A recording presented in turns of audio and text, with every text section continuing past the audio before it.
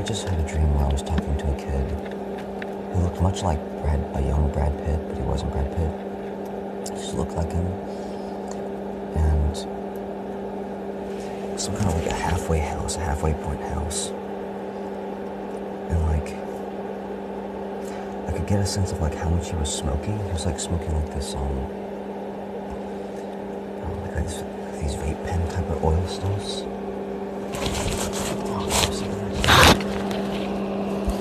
Something like that they would use like for their time. I don't know what it was. It's the type of thing that they used in their era. And as I was talking to him, I realized like how much he was smoking and stuff, and like instead of like really getting, unless like trying to like belittle him or like tell him like how bad it was, I just started reasoning with him like, listen, you don't have to, bro, this stuff is so bad for you. Look, listen, you don't have to stop smoking it, but just puff on it, don't toke. And like, it was like, I was trying, it's the most reasonable I've ever been, like, as a friend. And like, the more I talked to him, like, just the fact that like, nobody was like telling him off, like telling him not to do something, but like, I was just showing him like a better way to be, like explaining to him like, dude, there's women and stuff like, who, you're a good looking kid, there's women and stuff that like, there's better things you could be doing. And like, I was like that conveying, like him just looking at me, just him, like me smiling at him, like me just grabbing him on the shoulders, and like just like, bro, you don't gotta quit, you just do this a little bit less. And like him, like just getting a sense like there's better stuff out there that he could be doing, because he's literally lived in that house like his whole life, and like, not his whole life, but like, it's just there didn't seem to be when there doesn't seem to be that much, you're basically like willing to do just about anything just to pass the time, just to do something, just to stimulate a response from your body. And like, the more that I talked to him, the more his face kept brightening, opening up, and he just kept looking, getting younger and younger. It's like his back just kept straightening up. It's like, yeah, there's better things I could be doing. It's like, I'm like that. I don't know, there's something about like a father figure, like a friend figure intervening for him. It's like it opened his life or something. It was the coolest thing. He looked like a young Brad Pitt, just like, dude, there's way much better things that you could be doing, but like just that gentle approach, that like friendly approach, like you don't know, it was none of that. It was just like, bro, look, you don't have to quit, just toke on it, because that stuff they concentrated on purpose just so that you can receive a stronger effect when you just take a small amount. I'm like, I don't know, it was something like that. It was just a weird place. Like, there was a lot of darkness, negativity in that household, and just, it was hard to like find people to seek, like just people to be interested, to find common sense attitudes, like for people to see on your side. And like, if you had any like outwards ideas, like people would just like turn their nose up at it, and it's like, and it's like, oh, you're too young or something. I'm like, what? It's like, and you know, all this wisdom, and it's like, it's just funny. It's just, people ignore wisdom just because you're younger than them or something. It was just like, because you're like 2 years younger or something. It's like 2, 3, 4 years younger. It's like, I don't know, that kind of mentality. It's just older times. But yeah, it was like just the dream that I had.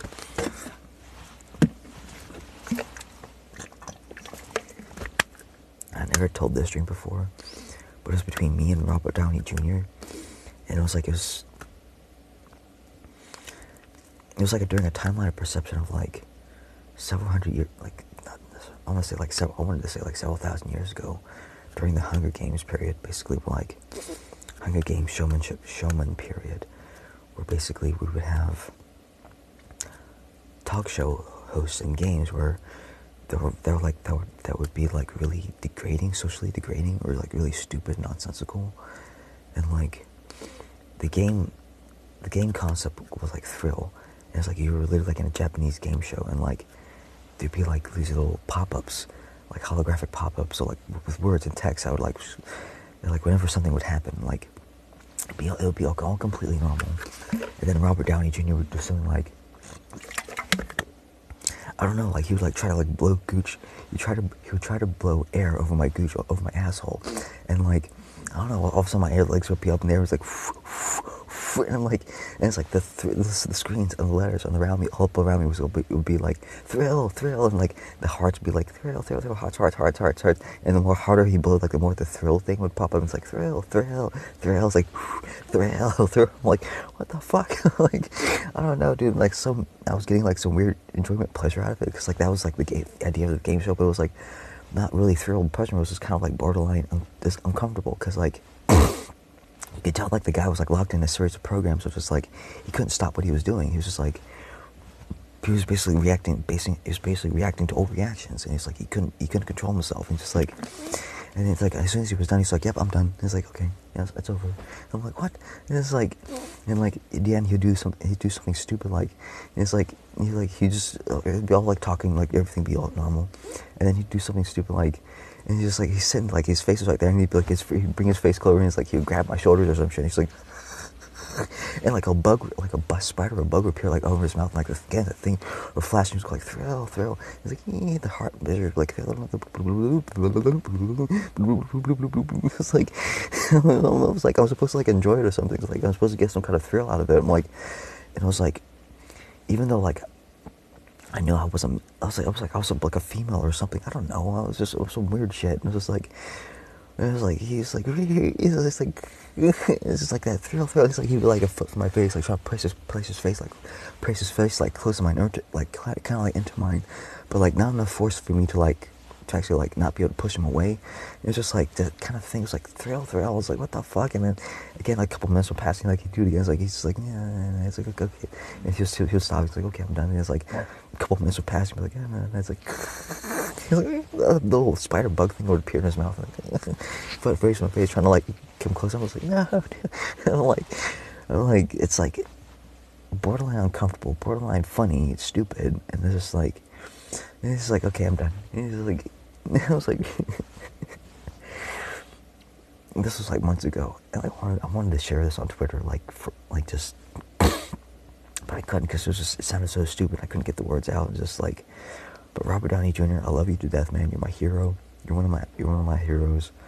But if you try to like kiss me or try to do some bullet arrow my gooch, I'm gonna punch you in the fucking face, dude. I'm gonna punch you in the face.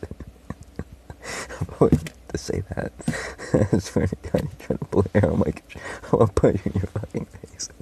I will slap you at least. Oh my God. But yeah.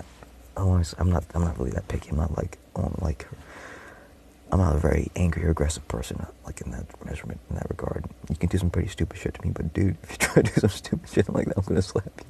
I'm gonna fucking slap you. I love you to death, man. But yeah. That's what my dreams. How about yours?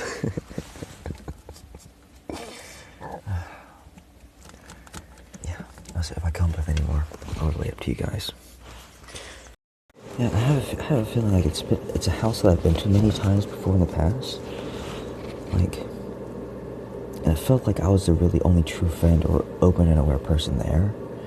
And like that kid, those guys, I had been something which had been missing for a long time. I was something that was needed. That kid needed to hear those words. Whatever message I was trying to gently convey without really saying it directly, I wasn't like trying to, but like, as I stood with the kid I was sitting on the sofa with him, and he was sitting just kind of out in front, just off to the side. He wasn't really sitting on the sofa, but like he sort of was, like, but it was like on the edge. As I was looking behind me, like all the packages that he was like interacting with, that he had smoked, I could sense just like